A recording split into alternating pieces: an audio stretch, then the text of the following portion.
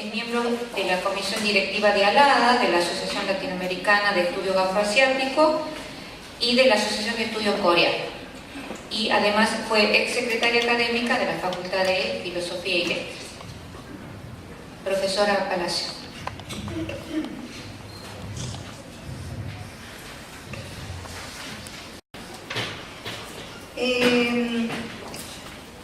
Yo sé que ustedes saben mucho sobre Japón, pero no queríamos dejar de dar un pantallazo general sobre este país como elementos básicos que hacen a la particularidad, a la especificidad de este hermoso país, con una presentación general antes de que los especialistas vayan abordando cada uno de tópicos mucho más profundos. A nadie escapa que este país, Japón, es un país desarrollado, con un alto nivel de vida, cuyos índices sociodemográficos están entre los más elevados del mundo. Sin embargo, hay unos condicionamientos, fuertes condicionamientos espaciales con los que Japón tiene que lidiar cada día. Por ejemplo, a partir del mapa que tenemos a la derecha, si ustedes tienen un poquito o ningún problema. Es un país justamente insular. De sus 370.000 kilómetros cuadrados, 370.000, para que tengamos una idea, es un poco más grande que la provincia de Buenos Aires. Entonces, para tener una idea de la superficie, este territorio está dividido, ¿no es cierto?, en islas, siendo 4 de ellas las que ocupan el 98% de la superficie. Ellos son Hokkaido al norte, Honshu, el cuerpo principal, una isla más pequeña que es Shikoku, y Kyushu, la isla del sur. Hay miles de islas más, ¿sí? Esas son las 4 más importantes. En cuanto a las dimensiones, son las que hemos especificado, y las coordenadas geográficas, sobre todo la latitud, para tener idea dónde está, ¿no es cierto? Este es un país que se encuentra al este del continente asiático, en el Océano Pacífico, por supuesto, al frente de la República Rusa, de China, todo China, Corea del Norte y Corea del Sur. Y las coordenadas geográficas se encuentran, o sea, ocupa latitudes medias. Fíjense que entre el ecuador de 0 grados y los polos de 90 grados, Japón ocupa de 30 a 45 grados de latitud norte. Entonces es justamente un ambiente de clima templado. Y los climas templados, ustedes saben que en ellos se manifiestan las 4 estaciones muy definidas. Es una de las particularidades de estos climas. Es decir, un invierno, no esos inviernos que nosotros, algunos inviernos, este invierno ha sido bastante bravo aquí, pero hay otros inviernos que casi no hace frío. Esas 4 estaciones en un clima templado están muy bien definidas, y tal vez una para especificar muy detenidamente es la primavera. La primavera porque florecen los cerezos, los sakura, que los japoneses aman su sakura, aman la naturaleza cuando está vestido Japón con estos colores rosa y blanco. Y en realidad es un fenómeno cultural muy importante, porque como ustedes observan, debajo de los sakuras se dan cita grupos de personas, familias o miembros de alguna empresa de bancos, que cuando llega la hora del almuerzo, el intervalo que tienen, normalmente el intervalo no es superior a 20 minutos, les cuento, no son 2 horas, es muy poco tiempo. Ellos se reúnen en grupo utilizando hules para disfrutar la naturaleza. A esta época se le llama la época de Hanami. Otra de las características de este país es la escasez de recursos naturales. Entonces uno se pregunta cómo puede estar entre los primeros puestos de desarrollo industrial cuando hay una carencia casi total, sobre todo de minerales, de petróleo, de carbón. Es decir, que Japón se ha convertido en un gran importador de materia prima, no solamente de tipo de minerales, sino también hasta de productos alimenticios, ¿no? En su relieve predominan netamente las montañas. Son montañas altas, nuevas, jóvenes. Japón forma parte del Círculo de Fuego del Pacífico, con toda la implicancia que tiene eso. Las montañas ocupan más de un 75% del territorio. 75%, dejando apenas un porcentaje bastante bajo para las llanuras. Entonces, si uno ve un esquema morfológico de Japón, todo lo que está en gris y en gris más oscuro son las alturas.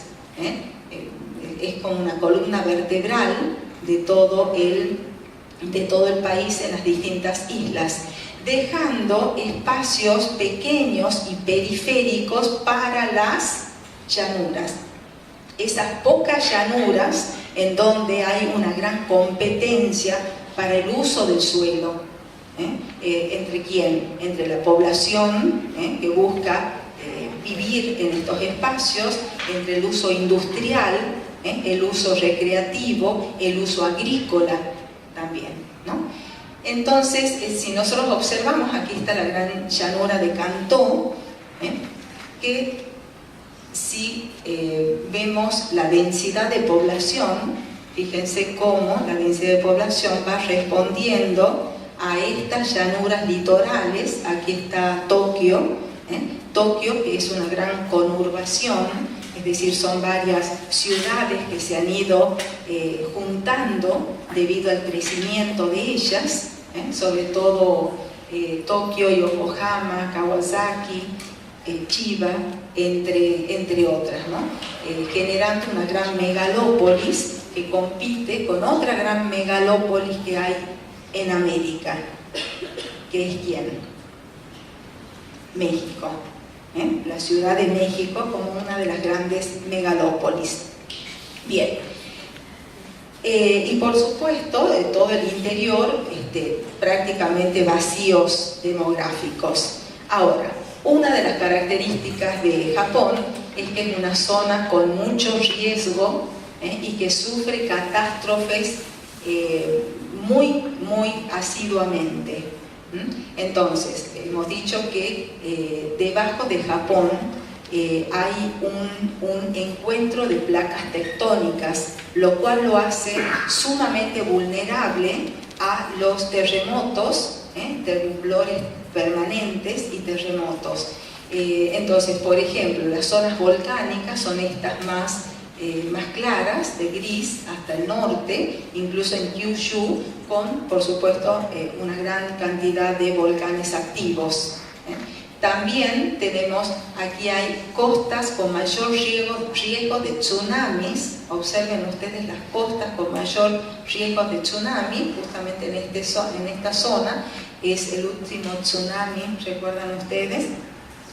Tan impactante que se produjo hace unos años, y estas circunferencias naranjas son los epicentros de grandes terremotos.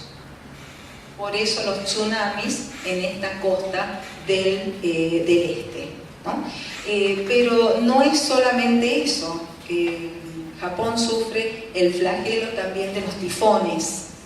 Estas líneas violetas son justamente la dirección de los tifones en agosto, en septiembre y en octubre.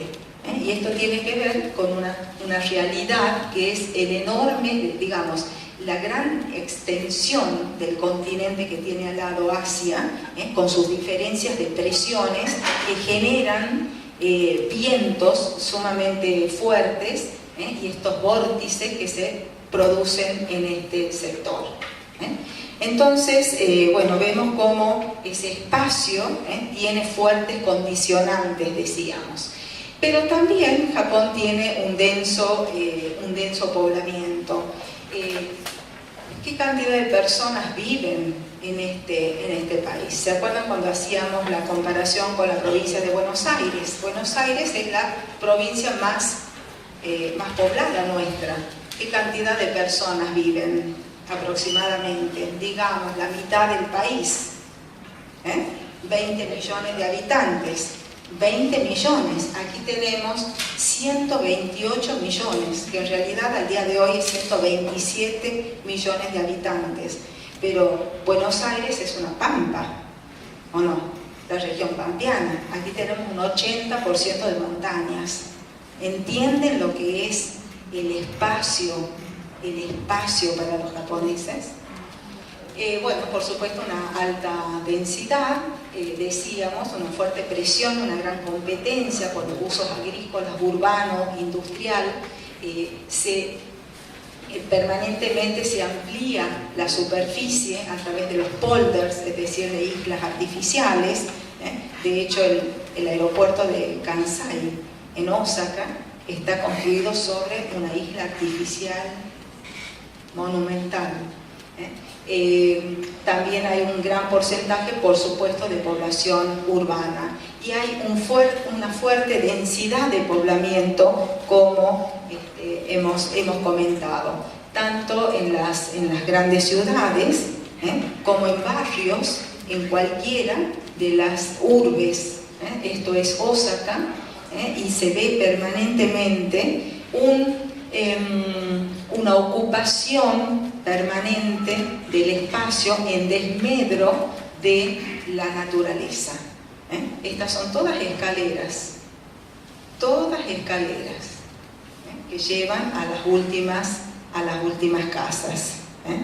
Fíjense que en general muchas, esto también es Osaka, otro barrio de Osaka, las calles son muy angostas. Y fíjense que la mayoría de las calles no tienen veredas. Las casas dan directamente a la calle. De tal forma que ellos han implementado, porque para esto tienen miles de años de historia, han implementado relaciones sociales, una forma de relacionarse basada en un absoluto respeto por el otro. Aquí no hay un niño que va a salir corriendo a la calle. Los autos, las bicicletas, las motos van a una velocidad prudente, porque tienen que compartir un espacio estrecho. Si uno observa la densidad en los techos, en las habitaciones, también hay, como les digo, hay mucho respeto en las viviendas contiguas. Tampoco son, digamos, el material que se utiliza por los terremotos y demás frecuentes, no puede ser, ¿no es cierto?, de concreto, tiene que ser mucho más tenue, más débil, lo que exige una convivencia mucho más prudente. También el comportamiento demográfico en Japón completó su transición demográfica. Aquí los alumnos que acaban de cursar geografía de la población, tiene un crecimiento demográfico muy bajo, la natalidad baja, la mortalidad que comienza a ser superior a la natalidad, de tal manera que en los últimos años hay un decrecimiento de la población, muy leve, muy tenue, porque son más las defunciones que los nacimientos. El índice de fecundidad es bastante bajo y una gran esperanza de vida, que es una de las características de Japón. Hay una elevada longevidad y presenta una estructura por edades muy envejecida. Si nosotros comparamos las pirámides de población del año, esto es 1950, 2005, 2050, observamos como parte de una pirámide tradicional con una gran base de natalidad, y fíjense cómo se va transformando en esta urna funeraria. Y por supuesto, las personas mayores, que tienen que ver con la esperanza de vida. Esto genera una gran problemática, por supuesto, porque hay pocos trabajadores que van a tener que sostener a un creciente número de jubilados. Los ancianos representan, claro, una carga para la asistencia médica, para las pensiones, y en realidad los gobiernos están sumamente preocupados y ocupados, en realidad, más que preocupados, por contener a los ancianos.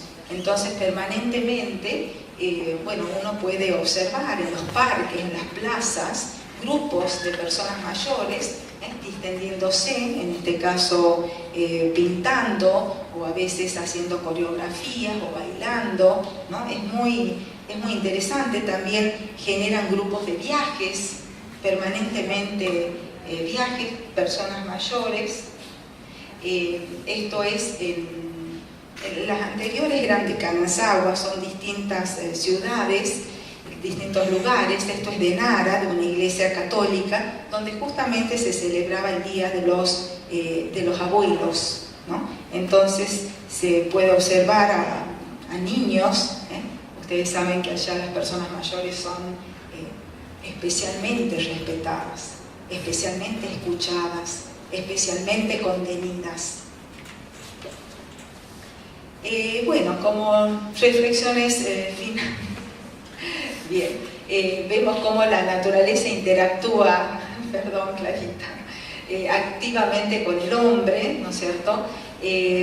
Se dan niveles de desarrollo socioeconómicos contrastados en las diferentes regiones, no es un país homogéneo, también tiene sus problemáticas.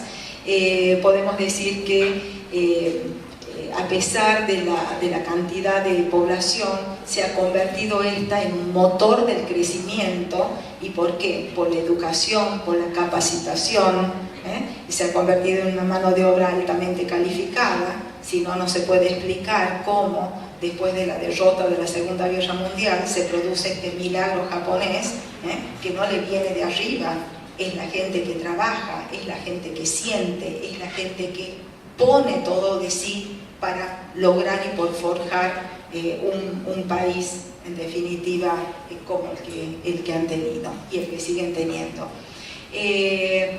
Bien, hemos dicho que la población anciana genera fuertes costes sociales al Estado, ¿no? Y podemos decir que es una sociedad fuertemente jerarquizada y muy apegada a las tradiciones culturales. Eso también es otra característica distintiva de Japón.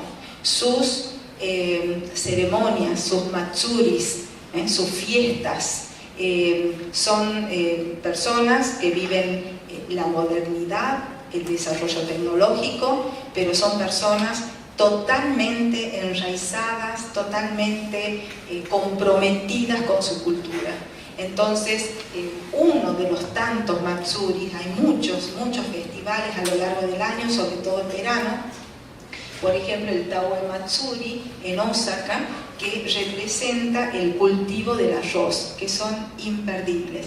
Por ejemplo, la vestimenta, esta niña está representando la espiga de arroz, pero lo que más quisiera que observemos es esto.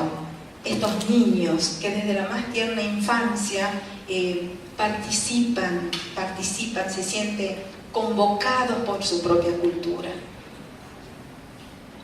Y las últimas diapositivas, así como tenemos esos anclajes tan importantes que tienen que ver con la identidad hacia su cultura, tenemos en los últimos años, sobre todo los jóvenes, que tienen características diferentes a las tradicionales japonesas de pronto